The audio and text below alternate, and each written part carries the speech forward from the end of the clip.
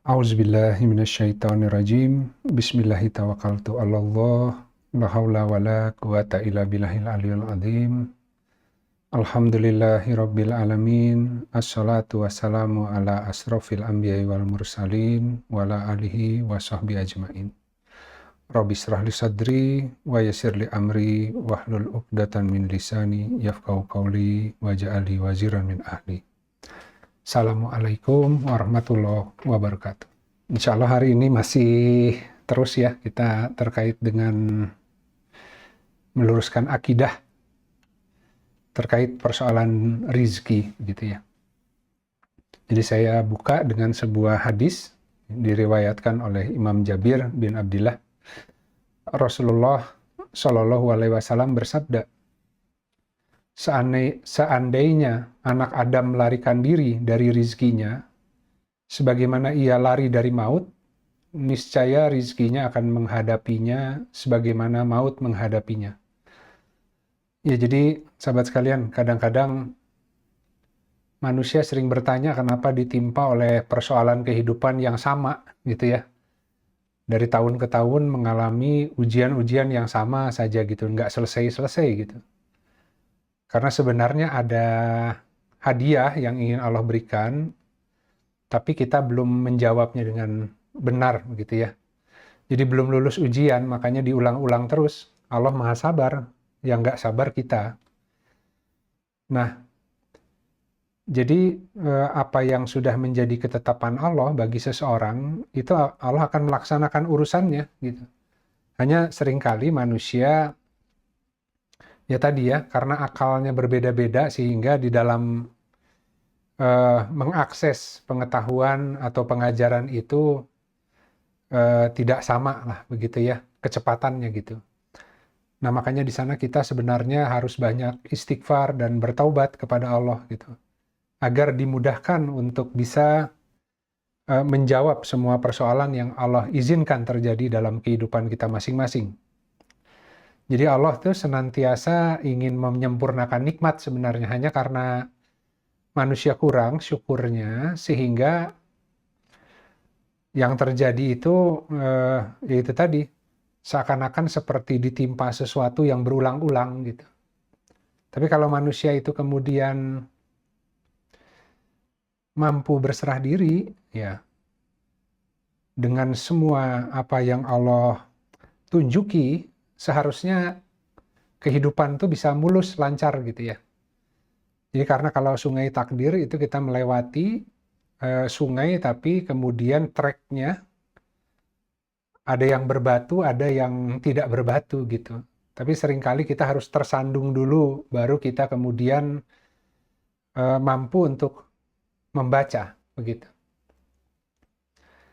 Nah jadi kita tidak bisa lari dari apa yang telah Allah rizkikan kepada kita gitu. Ya kalau di dalam benak kita yang namanya rizki itu kan hanya hal-hal yang sifatnya kenikmatan dunia barangkali ya. Padahal rizki utama adalah rizki bisa mengenal Allah gitu, makrifat. Ya tentu untuk mampu mengenali Allah ya harus diberikan berbagai fasilitas iman dan pengetahuan gitu ya. Nah kenapa? Agar bisa menjalani kehidupan yang ada hari ini dengan sebaik-baiknya gitu. Karena kehidupan yang ada hari ini itu kan sebenarnya adalah bekal untuk akhirat gitu. Jadi kita di dunia ini disuruh mengumpulkan bekal, dan sebaik-baik bekal adalah takwa. Jadi kalau manusia kemudian mampu menghadapi semua persoalan kehidupannya hanya dengan akal logika tanpa ketakwaan, yang repot itu nanti di ujungnya dia merasa bahwa kehidupan itu tidak ada yang mengatur. Itu semua mampu dilewati hanya karena kepandaianku sendiri. Gitu. Nah di sana sebenarnya dia menjadi rugi, gitu. Karena sifatnya dunia Allah beri opsi seakan-akan manusia itu masih bisa berusaha sendiri gitu. Tapi orang masuk ke alam barzah udah selesai itu. Tidak mampu lagi untuk berusaha sendiri, dan terputus semua amalnya kecuali 3 hal. Yang pertama adalah ilmu yang bermanfaat, apa-apa yang dia wariskan, dia wasiatkan, dia bagikan, sehingga itu mungkin bermanfaat bagi orang lain dan ilmu itu digunakan dan jariahnya mengalir gitu bagi orang yang kemudian menyampaikannya gitu ya. Nah, tentu ilmu yang paling bermanfaat adalah Al-Qur'an. Ya sebenarnya para ulama ya itu berusaha untuk menjelaskan Al-Qur'an sesuai dengan keadaan umat yang berbeda-beda gitu. Jadi masing-masing diberi kemampuan untuk menyampaikan sesuai bahasa kaum lah gitu. Dan itu adalah perkataan terbaik untuk mengajak setiap orang untuk kembali kepada Robnya agar bisa mengenali Robnya begitu ya. Karena dunia ini membuat manusia lalai. Nah, sehingga kita kalau diberi peran itu sebaik-baik ilmu yang ditinggalkan adalah menghantarkan orang agar tidak lalai lah kepada Allah gitu. Nah, dengan berbagai macam ilmu alat ya. Nah, yang kedua adalah sodakoh jariah kan. Ya. Apa yang dia lakukan ya ataupun dia perbuat selama di dunia ya yang itu kebaikannya itu akan terus-menerus mengalir gitu. Nah, itu akan jadi ATM juga, akan mengirimkan ke dia jariahnya. Makanya disebut sodakoh jariah gitu ya. Nah, kemudian yang ketiga adalah anak soleh yang mendoakan gitu. Jadi kalau seandainya tidak ada investasi dalam tiga hal itu, setelah meninggal masuk ke alam kubur tidak mampu lagi berusaha gitu. Karena di alam kubur itu hanya tinggal menunggu cairnya investasi yang dia lakukan selama di dunia. Nah, yang repot kalau tidak meninggalkan tiga hal tadi, tapi meninggalkan harta yang banyak, harta itu nggak kebawa, tapi tertinggal di dunia dan dinikmati oleh ahli warisnya. Sementara orang yang bekerja keras, meninggalkan berbagai kecukupan hidup barangkali untuk anak cucunya, dia sendiri merana di kehidupan selanjutnya gitu ya. Nah, baik, selanjutnya kita lihat hadis riwayat Imam Bukhari. Ini ada 4 kalimat yang mendahului ya, sahabat sekalian. Ini seringkali di dalam membacanya kita bingung gitu ya. Jadi Rasulullah Shallallahu Alaihi Wasallam bersabda bahwa penciptaan salah seorang di antara kalian dihimpun dalam perut ibunya selama 40 hari atau 40 malam. Kemudian menjadi segumpal darah dalam 40 hari, kemudian menjadi segumpal daging dalam 40 hari berikutnya, kemudian diutus kepadanya malaikat, lalu mengumumkan 4 kalimat tentang rizkinya, tentang ajalnya, tentang amalnya, kemudian sengsara atau bahagia, ataukah bahagia. Kemudian Allah meniupkan ruh padanya. Maka sesungguhnya salah seorang dari kalian benar-benar beramal dengan amalan penghuni surga hingga tidak ada jarak antara dia dan surga selain sehasta. Lalu mendahuluinya kitab atau catatan. Lantas ia pun melakukan amalan penghuni neraka dan akhirnya masuk neraka. Dan sesungguhnya salah seorang dari kalian benar-benar beramal dengan amalan penghuni neraka, sehingga tidak ada jarak antara dia dan neraka selain sehasta. Lalu mendahuluinya kitab atau catatan, lantas ia pun mengamalkan amalan penghuni surga, sehingga ia memasukinya. Ini kalau kita bicara husnul khotimah ya, sahabat sekalian. Jadi manusia itu tidak pernah tahu di ujung hidupnya nanti dia masuk orang yang celaka atau tidak gitu. Karena belum selesai nih skenario kita semua nih yang masih bisa ikut kajian ya, masih hidup. Ada yang mungkin ajalnya hari ini atau besok ya, atau barangkali masih 20 tahun lagi, kan nggak ada yang tahu. Nah, sehingga orang-orang yang hari ini dimudahkan untuk mungkin berbuat baik pun tidak boleh merasa aman gitu, sahabat sekalian. Niat itu mendahului amal. Apakah semua niat baik itu dilakukan semata-mata untuk mengharap wajah Allah atau barangkali tercampur oleh ria dan ujub? Nah, sehingga siapapun yang hari ini Allah mudahkan melakukan berbagai amalan kebaikan, tetap harus rajin mohon perlindungan kepada Allah. Karena kapanpun bisa terpleset gitu, sahabat sekalian.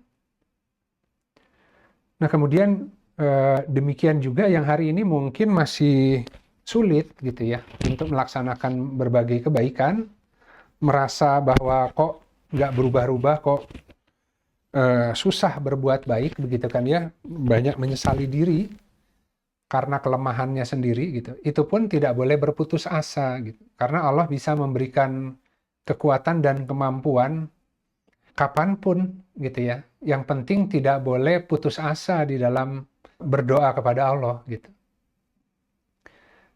Nah, jadi manusia memang betul-betul nggak tahu hari esok itu milik Allah. Yang bisa kita lakukan hanya hari ini. Apapun yang terjadi besok itu sudah milik Allah. Nah, cuman kan di sini mendahului kitab ya atau catatan. Ini saya kaitkan dengan kajian di minggu lalu ya, sahabat sekalian. Jadi di sini kalimatnya sengsara atau bahagia gitu. Jadi Allah tuliskan kalimat tentang rizki, ajal, dan amal, tapi dengan 3 hal itu, apakah dia menjadi orang yang sengsara atau bahagia? Jadi kalau di sini ada rizki, ada ajal, dan ada amal ya, sahabat sekalian. Itu 3 hal. Rizki setiap orang hari ini, kan makanya kalau manusia itu ada fase dalam kehidupan. Apa yang dimudahkan kepada orang itu tahun kemarin, belum tentu tahun ini dimudahkan. Tahun ini ada lagi rizki kemudahan yang Allah berikan gitu. Tapi apakah kemudian manusia dengan apa yang Allah mudahkan hari ini memanfaatkannya atau tidak gitu? Atau banyak lalai tadi, makanya kan ada hadis kesehatan dan waktu luang adalah yang paling sering tidak disyukuri. Kemudian kan semua ada ajalnya gitu. Jadi tema kehidupan itu setiap tahun ada tema-tema khusus, fasenya ya terserah Allah ya. Jadi setiap manusia itu biasa kalau bikin autobiografi misalnya kan, seringkali ditulis subjudulnya itu dengan peristiwa-peristiwa atau highlight kehidupan di fase tertentu dari tahun sekian dan tahun sekian, apa tuh yang dia hadapi, apa yang dia peroleh. Jadi dari kecil hingga sekarang itu selalu ada highlight kehidupan, ada tema-temanya gitu. Nah, tapi mungkin kita jarang ya mampu mensyukuri gitu ketika kita diberikan sebuah setting. Nah, banyak lalai di sana sehingga apa yang mampu terakses dari rizki dan kesempatan per saat itu hari ini tidak banyak yang menjadi sebuah kemampuan lah ya. Misalkan contoh, dulu waktu zaman kuliah ya, bagi yang diberi kesempatan kuliah S1, barangkali kalau dia serius, ketika saat itu kan dia dipaksa untuk belajar tuh karena 4 tahun kuliah, ada apa namanya, ada kuliahnya, ada tugas-tugasnya, begitu kan ya. Nah, kalau dia ketika itu sudah diberi kesadaran dan kemampuan mensyukuri, barangkali hari ini ilmu itu cukup dikuasai sehingga dengan keilmuan itu dia bisa banyak berbuat baik. Tapi sering manusia kan ketika usia kuliah itu masih sering bermain-main lah. Sehingga barangkali tidak mampu menguasai dengan baik apa yang diajarkan kesempatan ketika itu. Sehingga hari ini mungkin profesinya berubah lah untuk mengerjakan yang lain karena nggak terlalu ahli dalam ilmu yang dia pelajari di sekolah gitu. Itu berubah tuh takdirnya tuh sahabat sekalian.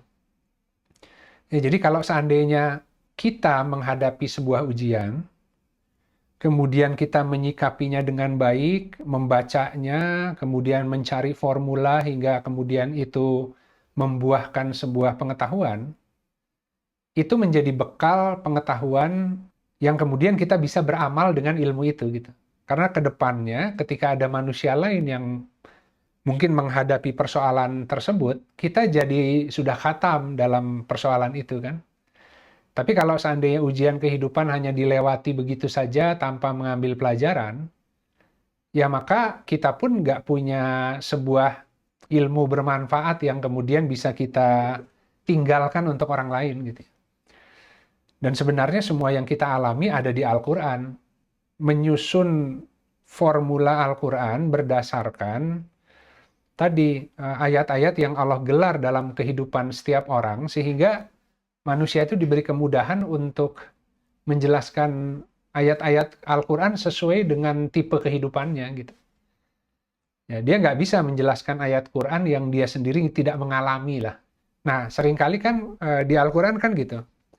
Allah tidak menyukai orang yang menyampaikan sesuatu, tapi dia sendiri tidak melaksanakan. Jadi kadang-kadang ya maksudnya baik ya, kita menyampaikan Al-Quran secara keseluruhan, tapi mungkin tidak semua yang kita sampaikan itu terhubung dengan nikmat spesifik yang Allah berikan dalam kehidupan masing-masing.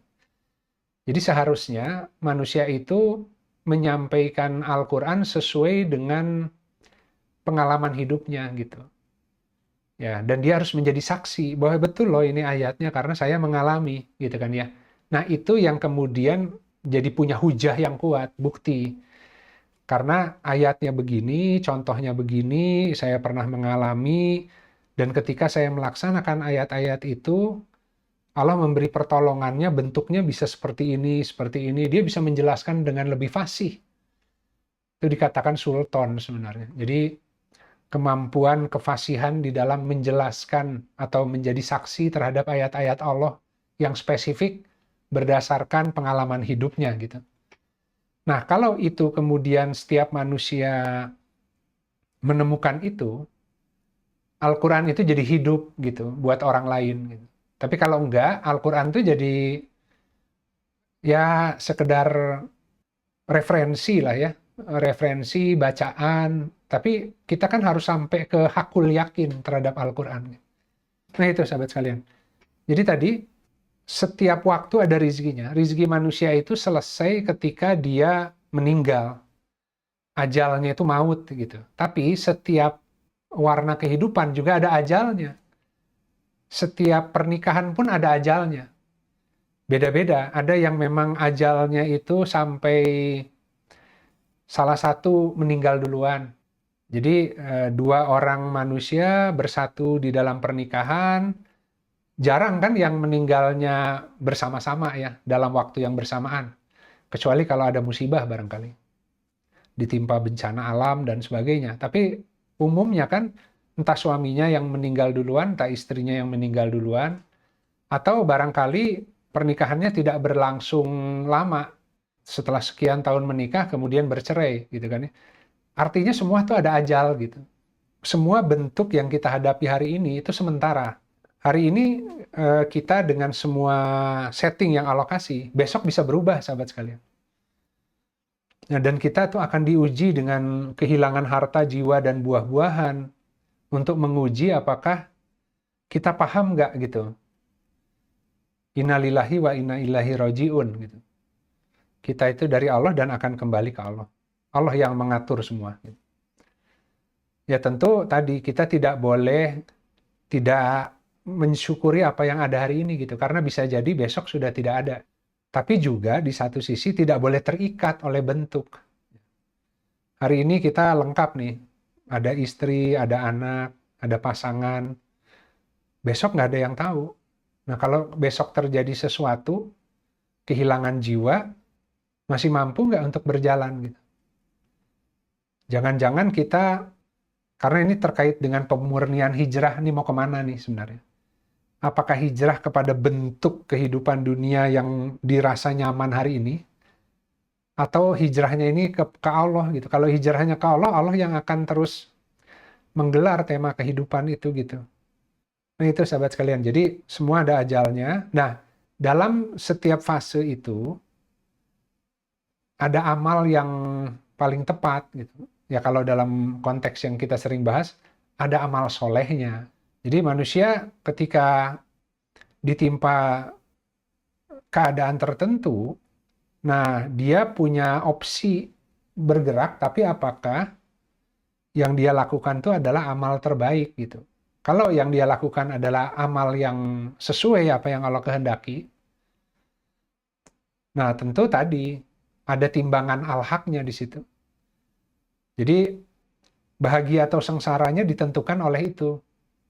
Ya, kalau di Al-Quran ada kitab Ilin, ada kitab Sijin nanti. Jadi ada manusia yang nanti diberikan catatan dari ke tangan kanannya gitu ya. Ada yang ke tangan kirinya gitu. Nah itu sahabat sekalian. Jadi yang namanya rizki itu dalam kehidupan hanya melihat berapa banyak syukurnya selama hidup, atau berapa banyak mengeluhnya dalam kehidupan gitu ya. Kalau mengeluh kan artinya memang nggak diberi pemahaman tentang kehidupan. Karena seakan-akan nikmat itu hanya yang baik-baik gitu. Padahal semua nikmat Allah itu, pengaturan hidup itu, ya kadang ditimpa sesuatu yang enak, tapi kadang ditimpa oleh sesuatu yang tidak enak. Dan sikapnya hanya dua Allah kasih. Kalau nggak bersyukur ya bersabar gitu kan ya. Makanya dikatakan betapa menakjubkannya seorang mukmin, karena semua perkara yang menimpa dia itu baik. Kalau ditimpa kemudahan, ya kelapangan, dia bersyukur. Kalau ditimpa kesulitan, dia bersabar. Jadi tidak ada sikap lain gitu. Tidak ada mengeluh, marah, itu di luar, berarti di luar SOP-nya mukmin gitu. Nah, jadi rizki itu ada yang sifatnya langit, ada yang sifatnya bumi. Rizki langit ya tentu makrifat ya. Kita nggak bisa menemukan amal soleh kalau kita sendiri tidak tahu apa yang dikehendaki oleh yang mengatur ini semua gitu, mengatur takdir ya. Allah yang tadi memberikan kita takdir spesifik, kalau kita tidak mengenali Allah, kita tentu mudah buruk sangka. Gitu. Sehingga ketika ditimpa kesenangan, ya kalau di Al-Quran dikatakan ketika mereka ditimpa kelapangan, kemudahan, kesenangan, mereka mengatakan bahwa Robku memuliakanku. Gitu. Ketika ditimpa kesempitan, kesulitan, mereka mengatakan Robku menghinakanku. Padahal nggak begitu. Ya mau kelapangan, mau kesempitan, dua-duanya ujian sebenarnya. Gitu. Allah sedang menguji kalau ditimpa seperti ini, apa yang amal soleh yang perlu dilakukannya. Gitu. Bersabarkah atau bersyukurkah? Gitu. Selama dia mampu untuk melihat, membaca apa yang Allah kehendaki dengan yang Allah izinkan tadi, ya itu dia akan terus ditambah nikmatnya dan diberikan kehidupan yang semakin membaik sebenarnya, dunia akhirat ya. Nah kalau konteksnya terkait rizki sebenarnya di Al-Quran pun dikatakan, ya. Jadi bahkan mereka tidak mampu membuka 1/10 ya dari rizkinya gitu ya. Padahal mereka orang yang dulu yang jauh lebih kuat-kuat gitu. Ya orang dulu tuh mungkin lebih kuat-kuat, lebih pandai-pandai begitu ya. Lebih banyak yang mereka bangun sebenarnya kalau dikatakan di Al-Quran gitu. Tapi Allah kemudian mengazab negeri-negeri itu karena kekufurannya. Nah, sehingga ada yang tidak ada bekas sama sekali gitu. Nah, sementara kita merasa bahwa ini adalah zaman modern yang paling advance gitu. Nah, belum tentu gitu. Karena Allah mengatakan orang dulu itu jauh lebih kuat gitu. Lebih pandai, lebih hebat, membangunnya itu lebih banyak tuh hasil karyanya gitu ya. Tapi bahkan mereka hanya mampu membuka 1/10 gitu. Nah 1/10 ataupun 2/10 ataupun 100% itu terkait dengan tadi. Bagaimana dia bisa menghadapi setiap etape kehidupan dengan timbangan al-haq sebenarnya. Itu sahabat sekalian. Nah kemudian kita lihat dari hadis riwayat Imam Bukhari dari Umar bin Khattab radhiyallahu anhu, Rasulullah Shallallahu alaihi wasallam bersabda, sesungguhnya amalan itu hanyalah tergantung niatnya. Dan setiap orang hanya mendapatkan apa yang diniatkannya. Barang siapa yang hijrahnya kepada Allah dan Rasul-Nya, ya, maka hijrahnya kepada Allah dan Rasul-Nya. Dan barang siapa yang hijrahnya dikarenakan dunia yang bakal diraihnya, atau wanita yang akan dinikahinya, maka hijrahnya kepada apa yang diniatkannya itu. Nah, ini yang jadi persoalan ya, sahabat sekalian. Kalau mukmin itu kan Allah hendak menyempurnakan nikmat gitu. Jadi kita akan terus diberi ujian-ujian untuk melihat ini hijrahnya ini untuk siapa sebenarnya. Tadi kan kalau hijrahnya adalah kepada bentuk, maka dunia itu tidak ada bentuk yang tetap. Ya, itu akan terus yang kita alami esok itu kita nggak ada yang tahu, goib gitu. Hanya Allah yang tahu. Gitu apa yang akan dialami oleh setiap orang gitu. Makanya di Al-Baqarah ayat 155 sampai 57 dikatakan, dan kami pasti akan menguji kamu dengan sedikit ketakutan, kelaparan, kekurangan harta, jiwa, dan buah-buahan.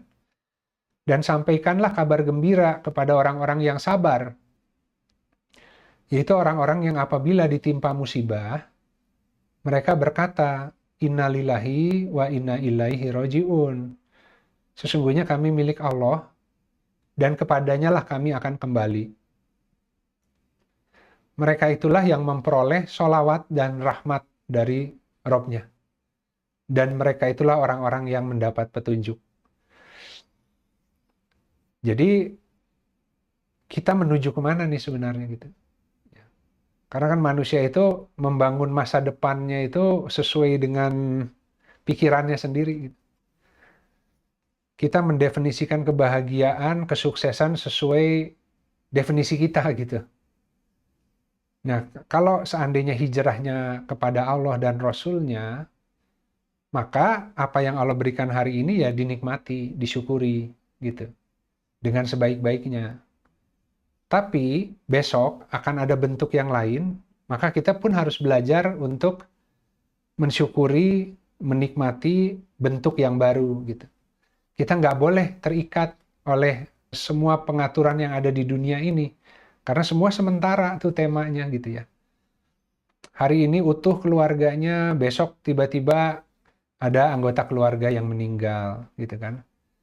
Hari ini tadi banyak usaha-usaha yang dilakukan, besok ternyata ada kerugian begitu ya. Yang mau dicari apa? Sukses, punya harta yang banyak, punya keluarga yang harmonis dan bahagia. Intinya kan bukan itu. Ya tentu kita berupaya untuk membangun itu sesuai dengan apa yang Allah berikan hari ini. Nah, tapi kalau diberikan hari ini pasangan, maka kita perlu untuk bentuk syukurnya adalah membangun hubungan yang sakinah, mawadah, warohmah itu. Gitu. Tapi kalau kemudian pasangannya hilang, dia tetap harus berjalan gitu. Jadi dia harus semua ini Allah yang kasih. Gitu. Ini milik Allah dan besok Allah bisa ambil.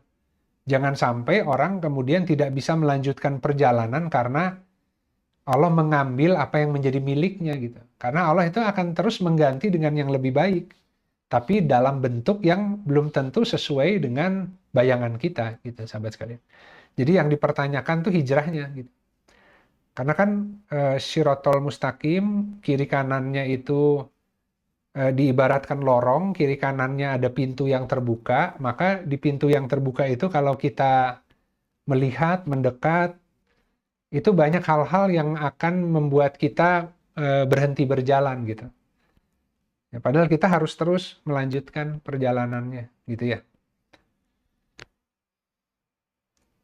Nah, kemudian di Quran Surat Ali Imran ayat 145, ya, tidak ada satu jiwa pun gitu ya, yang akan mati kecuali dengan izin Allah.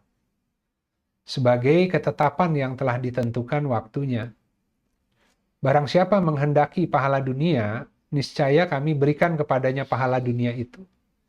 Dan barang siapa menghendaki pahala akhirat, kami berikan pula kepadanya pahala akhirat itu. Dan kami akan memberi balasan kepada orang-orang yang bersyukur. Jadi diberi kebaikan-kebaikan dunia akhirat. Karena pahala akhirat itu lebih dibutuhkan sebenarnya. Nah, cuman karena kurang iman, kurang yakin, kita terhijab oleh dunia gitu. Jadi kalau ditimpa musibah di dunia itu, kita menganggapnya itu kiamat. Padahal Allah kadang menguji kesedihan di atas kesedihan agar mereka tidak lagi bersedih. Jadi akhirnya mereka paham bahwa ya kalau dunia mah kadang sedih, kadang senang gitu. Dunia itu bukan tempat untuk memperoleh yang abadi gitu. Dia hanya tadi fase dipergilirkannya. Kadang kita di atas, kadang kita di bawah, kadang susah, kadang senang. Semua menjadi sarana ujian agar Allah bisa melihat siapa yang kemudian benar beriman, siapa yang benar bersabarnya gitu. Nah, di Quran Surat An-Nisa ayat 147 dikatakan, mengapa Allah hendak menyiksamu atau mengazabmu jika kamu bersyukur dan beriman? Dan adalah Allah maha mensyukuri, maha mengetahui. Nah, jadi memang karena sedikit dari manusia yang bersyukur, gitu, banyaknya lalai kan? Nah, maka Allah akan dipergilirkan lah. Kalau dikasih sehat terus, akan susah mensyukuri kesehatan. Jadi harus dikasih sakit gitu. Kalau dikasih berbuka terus, akan susah untuk mensyukuri makanan. Maka Allah tetapkan ada puasa di situ, misalkan ya. Nah, kemudian kita lihat di Quran Surat An-Najm ayat 39 dan sampai 42. Dan bahwasanya tidaklah bagi manusia kecuali apa yang telah ia upayakan. Dan bahwasanya usahanya kelak akan diperlihatkan kepadanya. Kemudian akan diberi balasan kepadanya dengan balasan yang paling sempurna. Dan bahwasanya kepada Tuhan mula akhir dari segala tujuan. Nah, kita lihat di Quran Surat Al-Haqqah ayat 18-24 di catatan. Pada hari itu kamu dihadapkan, tidak ada suatu pun dari kamu yang tersembunyi. Semua Allah bisa melihat. Ya. Hatinya, perbuatannya, semua niatnya, Allah bisa lihat. Ya. Apa yang ada di dalam dadanya gitu ya. Maka adapun orang yang diberikan kitabnya di tangan kanannya, maka ia berkata, ambillah, bacalah kitab ini. Sesungguhnya aku yakin bahwasanya aku akan menerima perhitungan terhadap diriku. Maka orang itu berada dalam kehidupan yang diridhoi, di dalam surga yang tinggi, buah-buahannya dekat, kemudian kepada mereka dikatakan, makan dan minumlah dengan puas, disebabkan yang telah kamu lalui pada hari-hari yang telah lalu. Kalimatnya bukan disebabkan apa yang telah kamu kerjakan, sahabat-sahabat. Kalimatnya disebabkan yang telah kamu lalui di hari-hari yang lalu. Nah, nanti penghuni surga itu akan diberi salam ya oleh malaikat ya, karena semua manusia itu akan ketakutan hingga menunggu diberikan salam kan, dan dibawa ke surga begitu ya bagi yang selamat. Dan di situ dikatakan ini semua dikarenakan kesabaranmu. Nah, jadi itu sahabat sekalian. Baik, sahabat sekalian, alhamdulillah. Ya, ini juga terinspirasi karena kemarin baru ada seorang sahabat yang meninggal ya, kita ikut mengantarkan ke kubur gitu. Di ujungnya itu banyak yang bertestimoni bahwa dia orang yang baik lah begitu. Ya.